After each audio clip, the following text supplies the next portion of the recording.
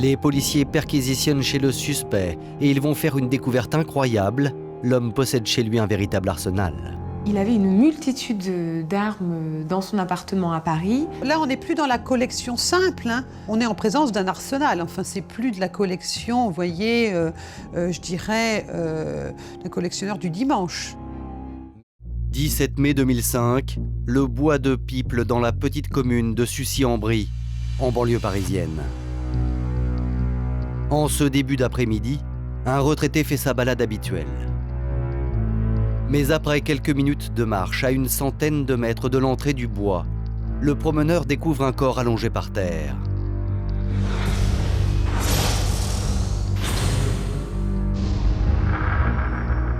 Il prévient immédiatement la police. C'est la brigade criminelle du quai des Orfèvres à Paris qui est chargée de l'affaire. Les policiers se rendent immédiatement sur place. La police intervient rapidement, ils font des constatations.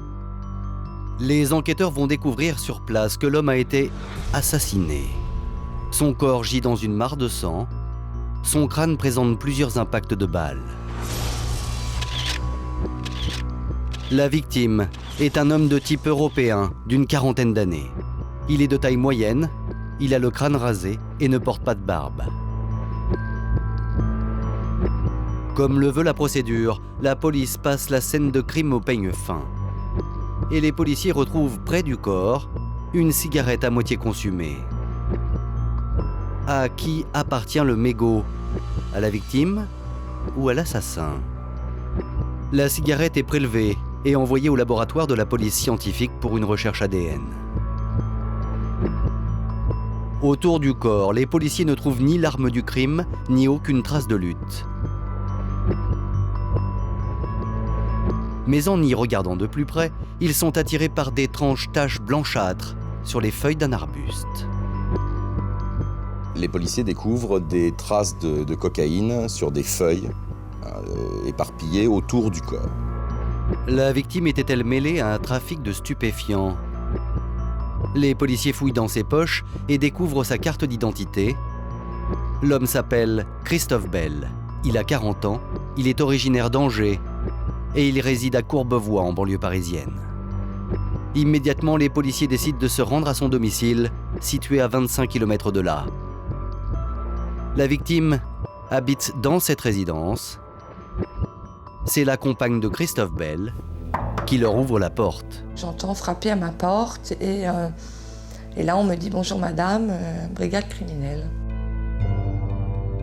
Je sais qu'il est arrivé quelque chose de grave dès que je les vois à ma porte, mais pas 30 secondes, je pense à ce qu'ils allaient m'annoncer. Et là, on me dit, voilà, on a retrouvé votre concubin assassiné dans un bois à Sucy-en-Brie. Donc, le choc, je suis prise de froid, je comprends plus trop bien ce qui m'arrive. Sucy-en-Brie, une commune dont j'ai jamais entendu parler, je comprends pas. C'était impossible. Christophe ne pensait qu'à son travail, il n'avait pas de soucis particuliers. Comment voulez-vous qu'on puisse penser qu'il s'est fait assassiner? Immédiatement, Sandrine est interrogée et elle est surprise par l'attitude des policiers. On commence à me faire une perquisition chez moi. Je comprends pas trop bien non plus pourquoi, qu'est-ce qu'on cherche. Les enquêteurs expliquent à Sandrine ce qu'ils cherchent, de la drogue. Et ils posent des questions surprenantes. Son compagnon avait-il l'habitude de prendre ou de vendre de la cocaïne? On m'a posé la question à plusieurs reprises, est-ce que vous êtes consommateur de cocaïne, est-ce que vous êtes revendeur, etc. Moi, je ne comprends pas pourquoi on me parle de drogue alors que jamais on a consommé, quel que soit, peu importe la drogue, on n'a jamais consommé. Il faut savoir qu'une enquête de la brigade criminelle, rien n'est laissé au hasard. Ils prennent tous les éléments et c'est vrai que quand on trouve un type à 3 h du matin dans un bois, avec de la drogue autour du cadavre, on peut effectivement imaginer que ce meurtre est un règlement de compte entre dealers ou une transaction qui serait mal passée. La piste d'un crime crapuleux lié au trafic de drogue est la seule dont disposent les policiers. Pourtant, lorsqu'ils vont s'intéresser de plus près à la personnalité de la victime, les enquêteurs vont très vite s'apercevoir que cette piste ne tient pas.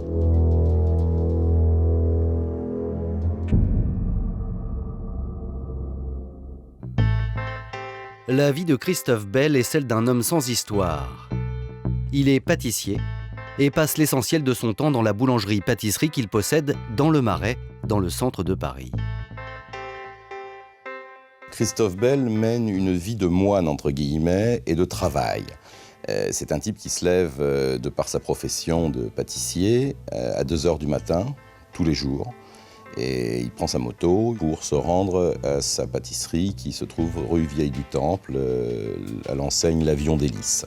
Je pense qu'il avait 2 univers différents, mais seulement 2 univers. Celui de la boutique, dans lequel il travaillait 12 heures par jour, et puis son univers familial. C'est quelqu'un qui est très doué, qui va travailler de ses mains. C'est pas un grand intellectuel, c'est pas quelqu'un qui a fait de très longues études. C'est quelqu'un qui est doué dans sa spécialité et qui va, au fil du temps, essayer de développer des activités professionnelles en rapport avec ce qu'il aime. Alors, qui pouvait bien en vouloir à ce pâtissier à la vie bien rangée ?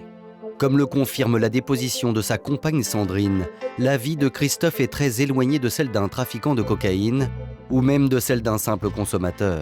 Et les enquêteurs qui vont vraiment chercher dans son histoire, dans ses relations, etc., dans les répertoires téléphoniques qu'il rencontrait, etc., vont rapidement s'apercevoir qu'il n'a strictement aucun lien avec quelque trafic de produits stupéfiants que ce soit. L'autopsie va révéler qu'il n'est pas consommateur de stupéfiants. Et l'enquête de personnalité va révéler qu'il a une vie linéaire, que c'est un type qui n'a pas de problème. Mais si le crime n'est pas lié à la drogue, comment expliquer alors la présence de cocaïne près du corps ? La drogue a peut-être été déposée volontairement par le tueur pour lancer les policiers sur une fausse piste. Alors, pour mieux comprendre ce qui a pu se passer cette nuit-là, ils vont tenter de reconstituer les dernières heures de Christophe Bell.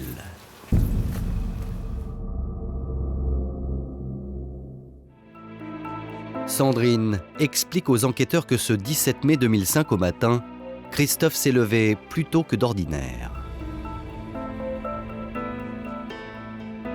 Il me dit « je dois me lever plus tôt demain » parce qu'il manque des employés, entre autres des apprentis, qui sont absents pour passer leur examen. Christophe Bell quitte donc son domicile vers 3 h du matin.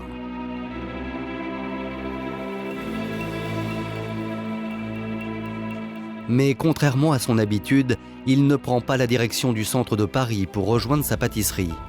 Au contraire, il se dirige vers Sucy-en-Brie dans la banlieue est de la capitale. Pourquoi ? À ce stade de l'enquête, on l'ignore.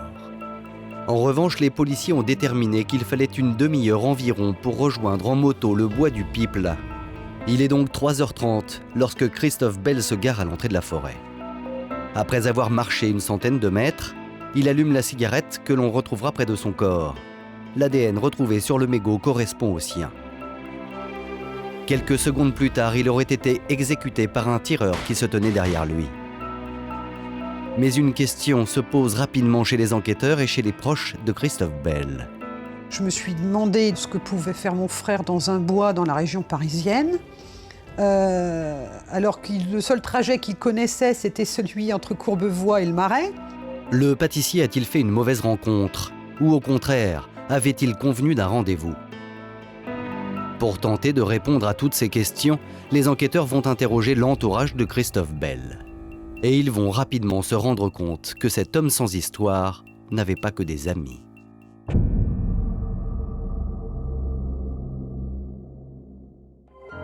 Sandrine Mauconduit apprend rapidement aux policiers que depuis plusieurs mois, son compagnon Christophe Bell avait un ennemi, un certain Frédéric Feugret, lui aussi pâtissier. Depuis plusieurs mois, les deux hommes avaient un différend commercial. Suite à un procès au tribunal de commerce de Nanterre, ce dénommé Feugret accusait Christophe d'avoir fait un faux témoignage contre l'une de ses amies.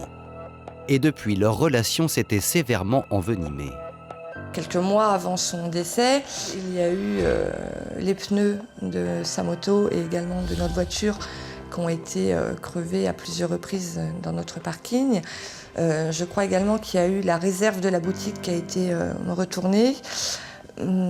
C'est vrai qu'à l'époque, Christophe pensait que c'était justement ce fameux pâtissier avec qui il était en litige, on va dire par vengeance, qui venait lui crever ses pneus. Voilà. Élément troublant. Frédéric Feugret habite justement à Sucy-en-Brie, dans un pavillon situé à seulement 150 mètres du bois où Christophe Bell a été assassiné. Les policiers de la brigade criminelle pensent tenir enfin une piste solide. Feugret est placé en garde à vue et il reconnaît qu'il avait un différend. Il avoue même avoir laissé à Christophe un message téléphonique très agressif. Aviez-vous fait des menaces sur ce message ? Assurément, je n'ai pas été sympa. J'étais énervé. J'ai même dû lui dire qu'il fallait qu'on se voie, un truc comme ça. Je n'ai pas dit qu'on allait se battre. Mais au fur et à mesure de la garde à vue, les policiers vont déchanter. Le Feugret en question a un alibi en béton, et son téléphone le démontre, il est à l'autre bout de Paris ou peut-être même en province au moment du crime. Autre déconvenu pour les enquêteurs. À l'époque du crime, Feugret n'habitait plus à Sucy-en-Brie. Votre épouse, dont vous êtes séparés, a expliqué que vous n'habitiez plus chez elle. À partir du mois d'avril 2005, je n'ai plus du tout habité à Sucy-en-Brie. Je suis allé vivre chez ma nouvelle compagne, à Colombes. Frédéric Feugret est donc lavé de tout soupçon. Pour les policiers, l'enquête recommence à zéro. «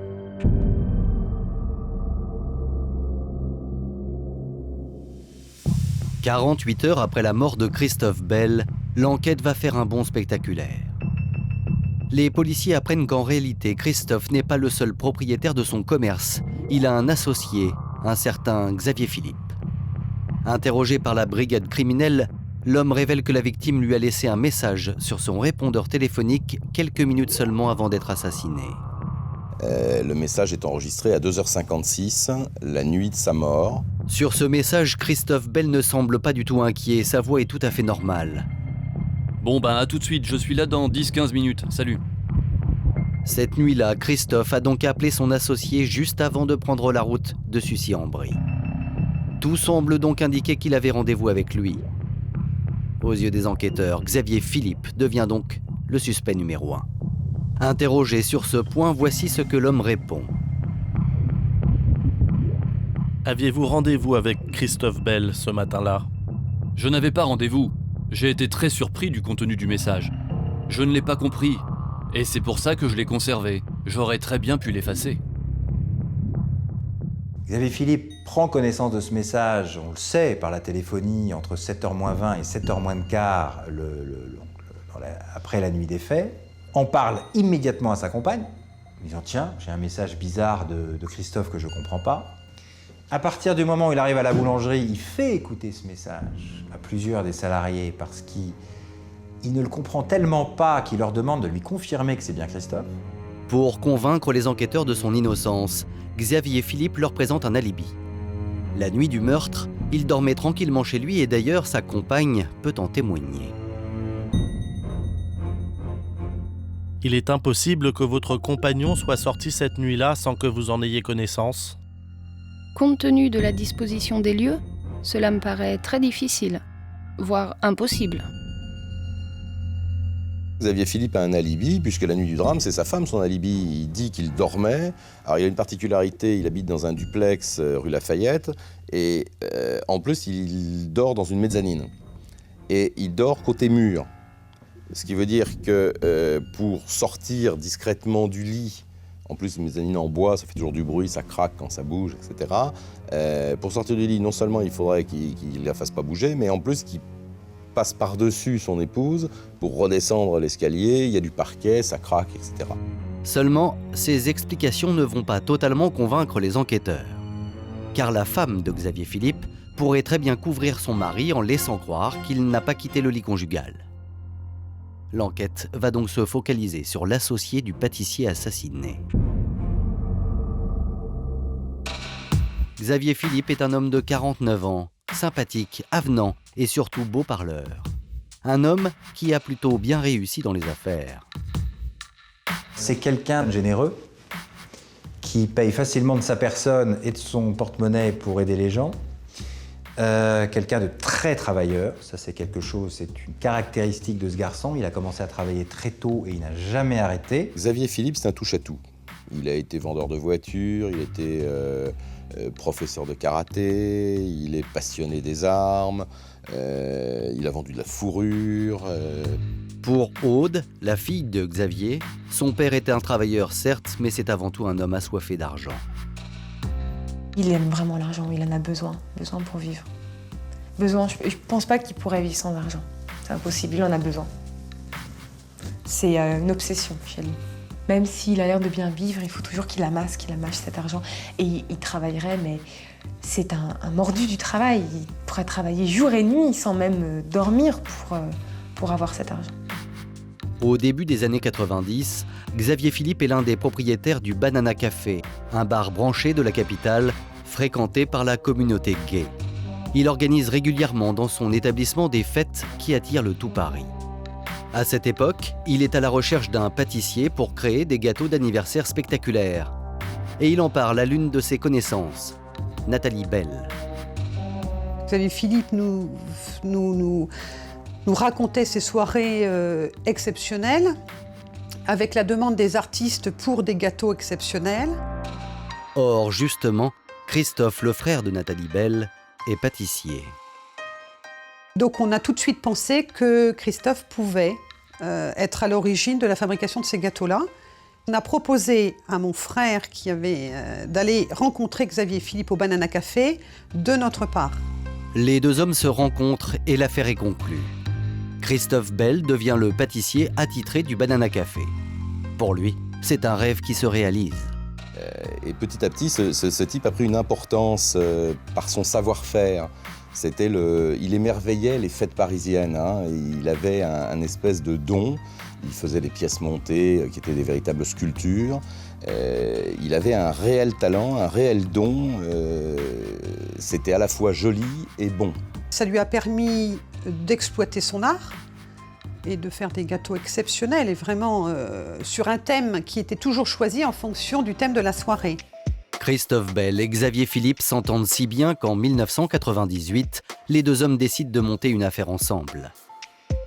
Christophe est dans la recherche d'une pâtisserie avec une boulangerie et une boutique pour pouvoir cette fois-ci vendre à une clientèle de passage. Il nous manque bien sûr les finances. Xavier, lui, de son côté, est aussi à la recherche de réouvrir une nouvelle entreprise et ils décident de s'associer tous les deux. Donc il y en a un qui avait un savoir-faire, la pâtisserie, et l'autre qui avait des fonds, Xavier Philippe, qui avait en plus l'expérience de la gestion. Donc ils se sont trouvés et c'est vrai qu'ils ont créé l'Avion d'Hélice. Christophe Bell est un homme heureux. Il est maintenant propriétaire d'une pâtisserie dans le Marais, un quartier aussi branché que touristique, situé en plein cœur de Paris. Son association avec Xavier Philippe est une parfaite réussite. Moi, je trouvais qu'il y avait une très bonne entente. Moi, je l'ai vu qu'il travaillait 3 semaines là-haut. C'était vraiment... Ils étaient amis. D'ailleurs, ils venaient en vacances. On les avait vus en vacances à Noirmoutier. Ils étaient passés. Ils s'entendaient vraiment très bien, tous les deux. Moi, j'ai jamais vu de mauvaise entente. Jamais. Pendant 5 ans, le succès de la pâtisserie ne se dément pas, jusqu'à ce que Christophe Bell découvre des anomalies dans la comptabilité de son commerce.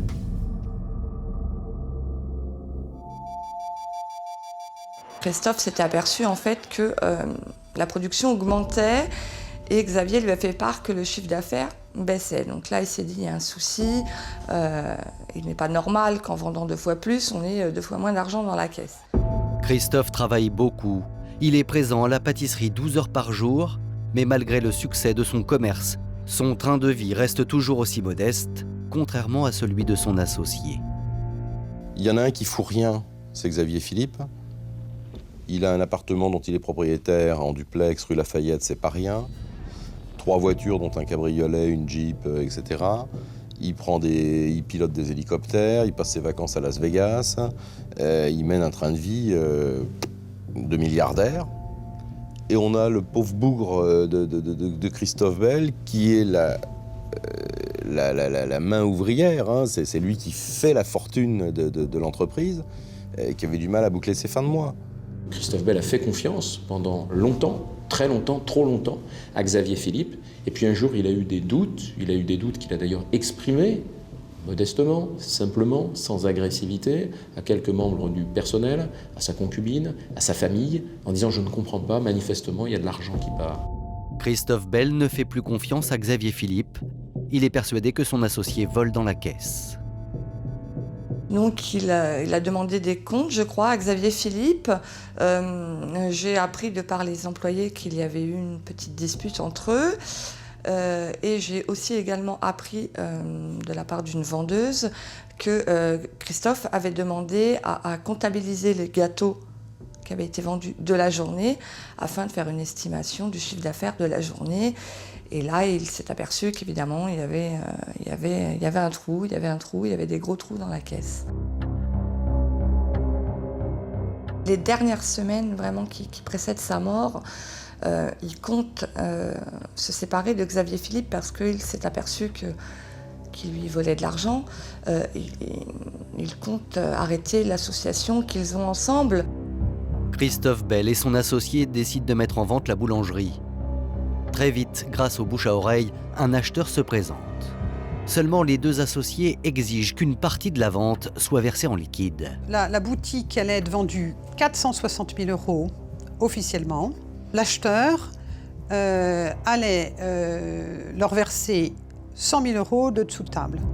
Pour les enquêteurs, ces informations sont capitales.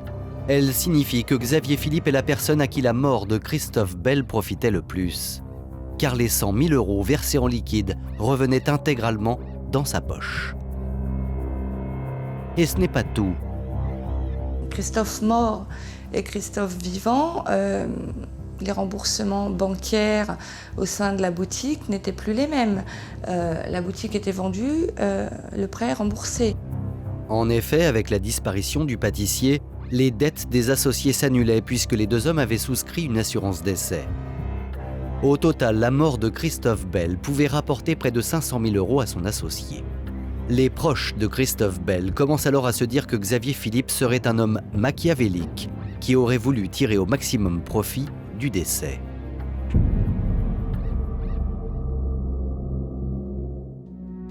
Juin 2005, nous sommes au domicile de Christophe Bell à Courbevoie. Cela fait un mois que son compagnon a été assassiné et Sandrine reçoit une visite surprenante, celle de Xavier Philippe. L'homme d'affaires est venu lui parler de l'assurance vie de Christophe et c'est une très mauvaise nouvelle qu'il annonce à sa veuve. Et il me dit, écoute, il y a un souci, c'est que l'assurance vie n'est pas à ton nom, mais à mon nom. Donc là, je ne comprends pas trop. Je lui dis, écoute Xavier, c'est impossible que cette assurance vie soit à ton nom. Il est clair. Christophe m'a dit à plusieurs reprises qu'en cas de problème, l'assurance était à mon nom. Et je lui dis, dans le pire des cas, il n'aurait certainement pas pris cette assurance en ton nom, il l'aurait pris au nom de sa mère ou au nom de mes enfants, mais certainement pas à ton nom. Il me dit, écoute, je ne comprends pas bien non plus, ne t'inquiète pas, on s'arrangera. Et là, Sandrine a commencé à avoir des suspicions énormes. Et évidemment, moi également, puisque j'étais au courant de ce contrat d'assurance vie. Le bénéficiaire de cette assurance vie aurait dû toucher aux alentours de 80 à 120 000 €. Nous nous sommes procuré le contrat d'assurance vie de Christophe Bell et en effet, à la ligne bénéficiaire, c'est le nom de Xavier Philippe qui apparaît et non celui de la compagne du pâtissier.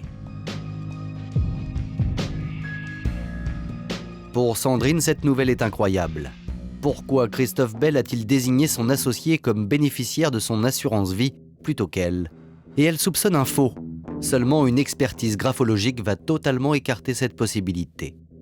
À partir du moment où l'expertise graphologique est revenue et où l'expert a dit de façon absolument catégorique, non seulement c'est la main de Christophe Bell, mais il n'y a pas de retenue, il n'y a pas de réserve. Parfois, les gens qui hésitent, qui écrivent sous la menace ou sous la dictée, on trouve des signes dans l'écriture. Rien. Bon, écriture naturelle de Christophe Bell. Bon. Donc ce serait une manipulation. Comment, on ne sait pas. Dans quelles conditions, on ne sait pas. Escroquerie, manipulation, erreur. Jusqu'à ce jour, personne ne sait pourquoi Christophe a désigné son associé comme bénéficiaire de son assurance vie. Mais cette affaire conforte les policiers dans leurs convictions. Pour eux, Xavier Philippe est le suspect idéal. Seul problème, il ne dispose d'aucune preuve matérielle. Alors, les hommes du quai des Orfèvres décident de se pencher en détail sur son passé et ils vont découvrir que Xavier Philippe est loin d'être inconnu des services de police. Ses premiers écarts datent de 1982 et à l'époque, il ne vit pas à Paris. Août 1982, à Orléans, Xavier Philippe a une vingtaine d'années et il ne s'est pas encore lancé dans les affaires. Mais son frère jumeau, Bertrand, est déjà propriétaire d'une discothèque, le Quiproquo. Et c'est ici qu'un soir, Xavier va pour la première fois faire preuve d'une violence surprenante. C'est une scène où il y a un groupe de voyous qui attaquent la boîte de nuit du frère. Xavier arrive sur ces entrefaits. Par malheur, il a une arme dans sa voiture et bêtement, il va en faire usage contre ce groupe et effectivement va crever l'œil de l'un des malfaiteurs. Xavier Philippe est reconnu coupable de violence avec arme. Il est condamné à 3 mois de prison ferme. Mais à peine libéré, Xavier va de nouveau s'attirer de graves ennuis.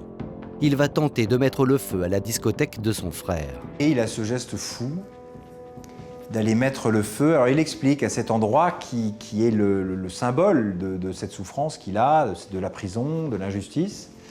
Et il veut mourir avec. Alors ça, c'est difficile de le contester, puisqu'effectivement, si son père n'était pas venu le chercher dans le brasier, il y serait mort. Cette tentative d'incendie cache visiblement autre chose.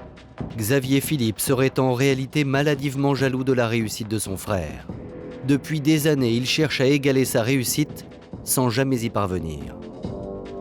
Chaque fois qu'ils ouvrent un établissement, Xavier Philippe va en ouvrir un qui ressemble beaucoup dans les mois ou les années qui suivent pour essayer de faire la même chose. On parlera de commerce de fourrure, on parlera d'établissement de nuit, de bar. À chaque fois, Xavier Philippe est derrière à essayer de faire la même chose, à singer, mais avec moins de talent manifestement, son frère. Et je pense qu'il est dans un rapport de jalousie terrible. Pour avoir tenté de mettre le feu à la discothèque de son frère, Xavier Philippe est à nouveau condamné par la justice. Il écope d'une peine de 18 mois de prison ferme. Il sera libéré en février 1984, mais très vite il va refaire parler de lui. Nous sommes en août 1986. Une péniche restaurant des bords de Loire à Orléans est soufflée par une explosion. Rapidement, on soupçonne un incendie criminel commandité par le propriétaire. Or, cette péniche appartient à la mère de Xavier Philippe et lui-même en est le gérant. Il y a ce qu'on appelle assez habituellement l'escroquerie à l'assurance. C'est-à-dire l'idée, c'est d'aller simuler un sinistre pour pouvoir être indemnisé. Et d'après ce que je sais, cet établissement pouvait à l'époque connaître un certain nombre de difficultés, était parfaitement assuré entre le propriétaire des murs et le propriétaire du fonds de commerce, et que économiquement, cette opération que l'on pourrait imaginer catastrophique pour Xavier Philippe et sa mère, a été plutôt une opération économiquement tout à fait valable. L'enquête pour incendie volontaire n'aboutit pas, faute de preuves. Xavier Philippe est relaxé. Mais le parcours de l'homme d'affaires recèle encore bien des mystères non élucidés.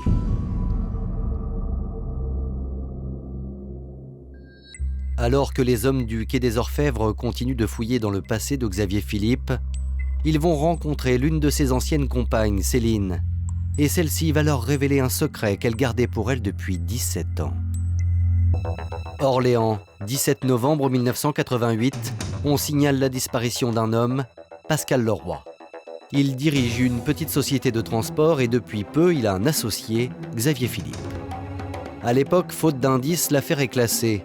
La disparition de Pascal Leroy reste inexpliquée. Du moins jusqu'à l'audition de l'ex-compagne de Xavier Philippe. Elle va leur faire une confidence pendant son audition, à savoir qu'un soir, une nuit de 1988, son mari était rentré tard dans la nuit et dans un état d'excitation important et lui aurait confié avoir liquidé son associé qui s'appelait Pascal Leroy.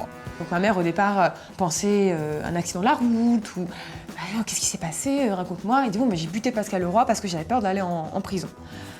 Alors, donc là, ma mère lui aurait dit, écoute, calme-toi, parce qu'il paraît qu'il était vraiment dans un état second, et elle a eu peur, elle a vraiment eu peur de lui. Elle a dit, écoute, calme-toi.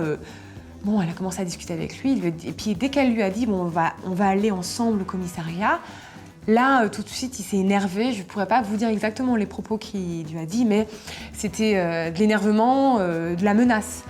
Alors donc ma mère a eu très peur, il est reparti dans la nuit. Céline prendra peur en voyant son compagnon Xavier Philippe la menacer. Elle décide de rompre et d'oublier cette histoire de meurtre à tout jamais. Mais lorsqu'elle apprend la mort de Christophe Bell et l'arrestation de son ancien mari, Céline soulage sa conscience. Si maman n'a rien dit pendant toutes ces années, c'est parce qu'elle avait peur. Elle avait peur de la réaction de Xavier, et elle a commencé à en parler quand Xavier était incarcéré, parce qu'elle savait qu'à ce moment-là, il ne pouvait plus rien faire. Il ne pouvait pas l'atteindre, et elle regrette de ne pas avoir pu parler avant. Au quai des Orfèvres, le puzzle se met en place. Les policiers se disent, là, ça commence à faire beaucoup. 88, un premier associé qui disparaît. Christophe Bell est associé et il est retrouvé assassiné. Donc ça fait au moins déjà 2 associés qui sont morts. Et ce qui va vraiment bétonner la conviction policière ou judiciaire, c'est l'affaire Tony Gomez. Printemps 1998, nous sommes au Banana Café. À cette époque, Christophe Bell n'est pas encore le pâtissier de l'établissement. Le bar est dirigé par un certain Tony Gomez, l'ami des stars, une figure des nuits parisiennes.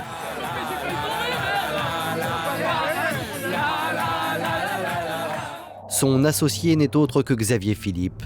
Mais à cette époque, les relations entre les 2 hommes ne sont pas au beau fixe. Tony Gomez supporte de moins en moins le comportement autoritaire de son collaborateur. Il explique qu'en réalité, ils se sont opposés dans le cadre de leurs affaires parce qu'il avait le sentiment de travailler beaucoup, de travailler énormément, mais que les cordons de la bourse étaient tenus. Il s'était fait voler finalement son commerce par Xavier Philippe. Et c'est dans ce climat tendu que le 28 avril 1998, Tony Gomez va vivre un événement qui aurait pu s'avérer dramatique.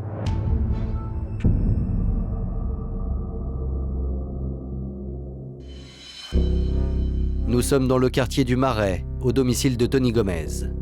Ce soir-là, le patron du Banana Café est sorti. Dans l'appartement, Grégory, son compagnon, est seul. Le jeune homme ne peut pas se douter qu'un individu s'est introduit dans le duplex.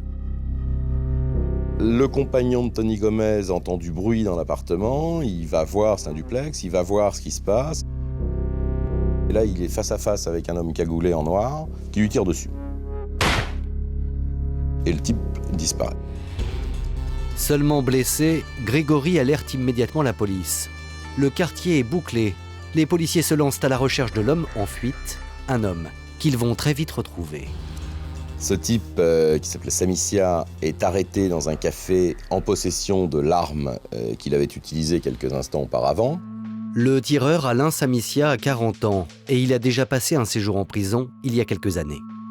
Lors de son interrogatoire, il garde le silence. Alors la police va éplucher ses relevés téléphoniques et découvrir que l'homme a eu de nombreuses conversations avec Xavier Philippe quelques jours seulement avant l'agression. Mieux encore, les 2 hommes se connaîtraient depuis très longtemps. On découvre également qu'en 1982, les 2 hommes, c'est-à-dire Samicia, celui qui a tiré au domicile de Tony Gomez, et Xavier Philippe, ont été incarcérés pendant au moins 1 mois dans la même prison à Orléans. Alors, Xavier Philippe a-t-il commandité l'agression au domicile de Tony Gomez? Voulait-il effrayer son associé? Pire, voulait-il le tuer pour en tirer profit? Si Tony Gomez décédait, Xavier Philippe, avec sa mère, héritait du Banana Café. Xavier Philippe est mis en examen pour complicité de tentative d'assassinat. L'affaire n'a toujours pas été jugée et l'homme est donc toujours présumé innocent. En revanche, pour le meurtre de Christophe Bell, les enquêteurs n'ont pas encore réuni suffisamment de preuves pour le renvoyer devant une cour d'assises. Mais cela ne va pas tarder.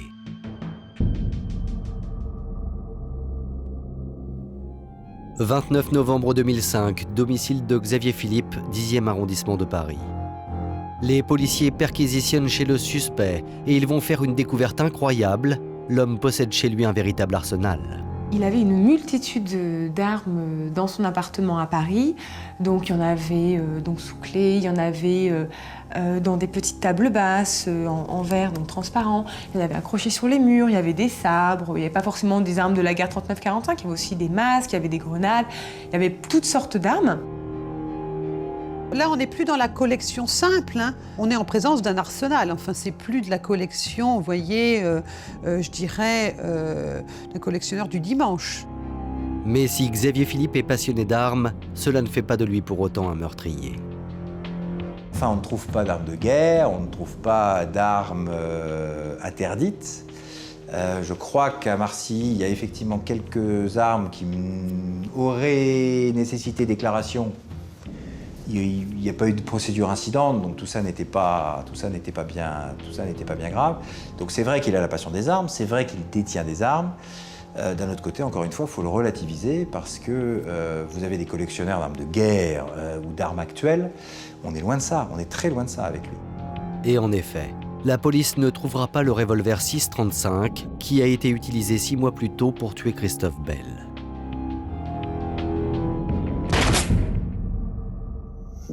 Au quai des Orfèvres, un interrogatoire de plusieurs heures commence pour Xavier Philippe. Confronté aux différents éléments de l'enquête, l'homme d'affaires nie toujours être le meurtrier du pâtissier. Les heures passent, la tension monte, la fatigue aussi. Jusqu'à ce que le suspect commette un faux pas lorsqu'il est interrogé à propos de la mort de Christophe Bell. C'est lorsqu'il est entendu, et là il est suspect numéro 1 dans le cadre de l'enquête, il est face au policier. Et dans un moment d'énervement, il va dire au policier, alors qu'ils sont face à face, il va lui dire « c'est pas moi qui ai mis 3 balles dans la tête de Christophe Bell ». Et là, le policier se dit « c'est bon, je le tiens ». Personne n'a jamais parlé des 3 balles. Personne connaissait l'existence des 3 balles. Christophe Bell a effectivement été abattu de 3 balles. Mais depuis le début de l'enquête, la brigade criminelle dissimule volontairement cette information. Aucun article de presse, aucune personne ne savait que mon frère était tué de 3 balles dans la tête parce qu'en plus, les premières constatations policières faisaient état de 2 balles. Pour moi, Christophe avait été assassiné de 2 balles. La police, le jour du 17 mai, m'a dit « on a retrouvé votre compagnon assassiné de 2 balles dans le bois du Piple à Sucy-en-Brie ». Alors, si Xavier Philippe est au courant pour les 3 balles, pour les enquêteurs, cela signifie forcément qu'il est le meurtrier de Christophe Bell. Et à partir de là, je dirais pas que ces aveux sont signés, mais en tout cas, la certitude policière est installée à cet instant-là. Voici donc ce qui se serait passé dans la nuit du 17 mai 2005. Peu avant 3 heures du matin, Christophe Bell quitte son domicile. Vers 3h30, les 2 hommes se retrouvent sur le parking de la forêt du Piple. Xavier Philippe entraîne son associé dans le bois. Au bout d'une centaine de mètres, les 2 hommes s'arrêtent pour discuter. Christophe est serein, il n'a aucune raison de se méfier. Profitant d'un moment où il se retourne pour allumer une cigarette, Xavier Philippe sort son arme.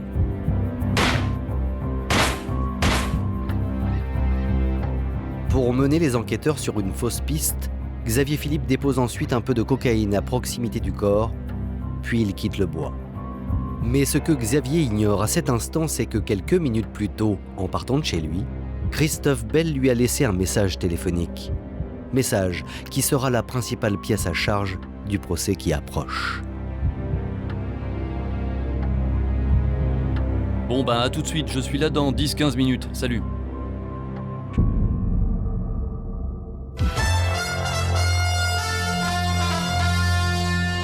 Son ancienne compagne le décrit comme un manipulateur incapable de reconnaître ses torts. Xavier Philippe aurait assassiné son associé parce que ce dernier commençait à s'apercevoir qu'il piquait dans la caisse de la pâtisserie. Nul doute que la défense de l'accusé est déjà prête. 23 juin 2008, Xavier Philippe comparaît devant la cour d'assises de Créteil pour le meurtre du pâtissier Christophe Bell. Dans les journaux, le passé de Xavier Philippe est exhumé. La disparition de son associé Pascal Leroy, le tireur embusqué chez Tony Gomez. La presse est fascinée par le personnage qu'elle surnomme le tueur d'associés. C'est tout ou rien dans ce dossier. La cour d'assises du Val-de-Marne se donne 15 jours pour trancher. Xavier Philippe, la cinquantaine élégante, est-il ou non un tueur en série d'associés? Le lendemain des faits, il est venu chez moi, m'a serré dans ses bras, serré mes enfants dans ses bras. Et je pense que... Je ne sais pas comment il doit être à l'heure actuelle, mais j'espère qu'il n'a pas la conscience tranquille. Il est tellement avide d'argent. Il volera de nouveau et il tuera de nouveau. C'est évident, ça fait partie de son processus, quoi. Dès le début des audiences, fidèle à sa ligne de conduite, Xavier Philippe clame son innocence. Je pense que Xavier Philippe est très, très fort psychologiquement.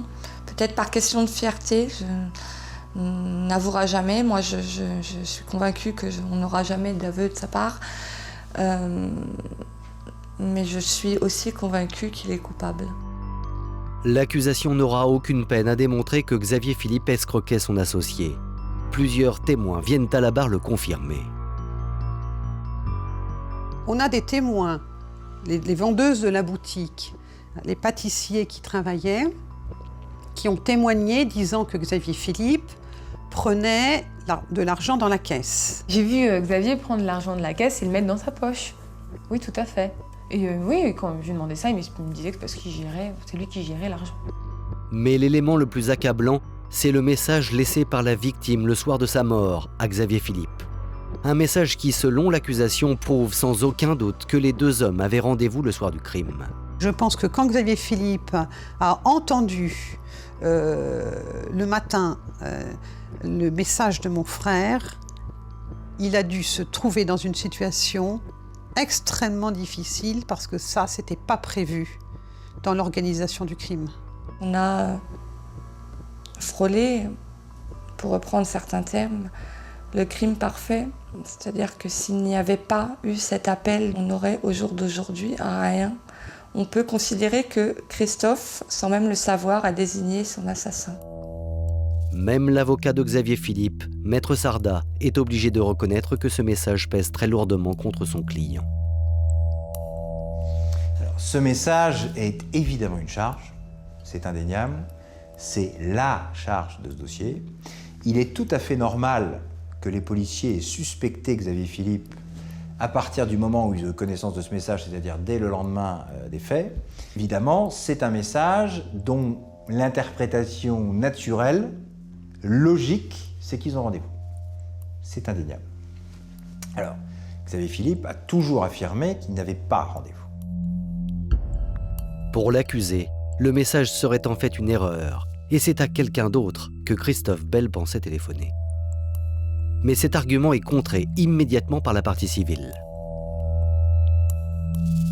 On a retrouvé le téléphone portable de Christophe Bell, il a été vérifié, épluché, analysé, et dans son répertoire, il y a 3 numéros pour joindre Xavier Philippe, son associé. Il y avait Xavier perso, donc son domicile, Xavier portable, et Xavier Marcilly, qui est sa résidence secondaire.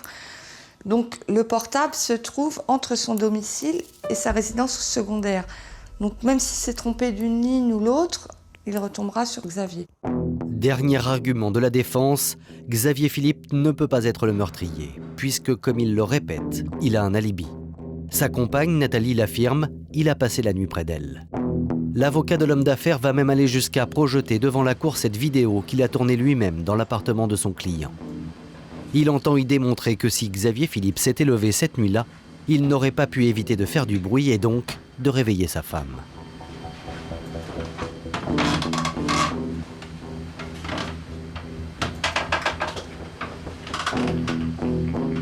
Pour se lever incognito, c'est extrêmement difficile et c'est évidemment exactement la même chose pour le chemin inverse.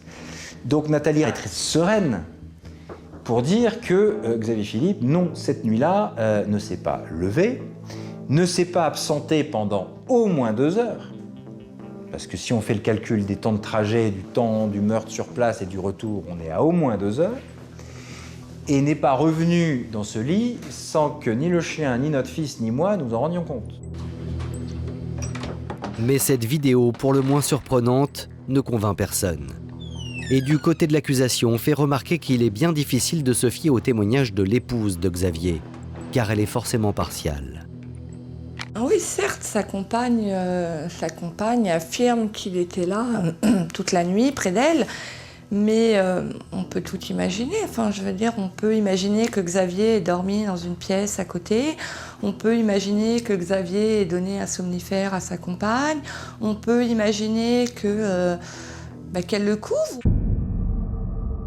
Au bout de quelques jours de procès, la défense de Xavier Philippe semble bien fragilisée. L'homme avait un mobile, son alibi est bien mince et son passé judiciaire en fait un coupable idéal. L'accusation va lui donner le coup de grâce. Souvenez-vous, au début de l'enquête, les policiers ont soupçonné un autre pâtissier avec lequel Christophe Bell avait des ennuis, Frédéric Feugret. L'accusation affirme désormais que cette rivalité faisait partie du plan de Xavier Philippe. Cela lui aurait permis de manipuler sa victime et de tromper la police. On peut parler d'une forme de préparation pour désigner un coupable. Dans les semaines et mois qui ont précédé la mort de Christophe Bell, il a effectivement été victime d'un certain nombre de saccages, de sa moto, les pneus étaient crevés, le fonds de commerce, enfin la pâtisserie a été visitée, cambriolée. Et à l'époque, on essayait, en tout cas Xavier Philippe essayait de faire porter la responsabilité de ces malversations au fameux Feugret. Ce serait donc en proposant à Christophe Bell d'aller régler ce différend avec Feugret, qui habite à Sucy-en-Brie, que Xavier Philippe aurait réussi à attirer sa victime aussi loin de chez lui. L'assassin faisait d'une pierre deux coups puisque cela lui permettait également de détourner l'attention vers un faux coupable. On peut imaginer, parce que c'est un type extrêmement intelligent, Xavier Philippe, qu'il avait déjà préparé la façon de désigner un coupable. Et ça aurait pu fonctionner, parce que si Feugret avait dormi tout seul à Sucy-en-Brie, il serait peut-être en prison alors qu'il est.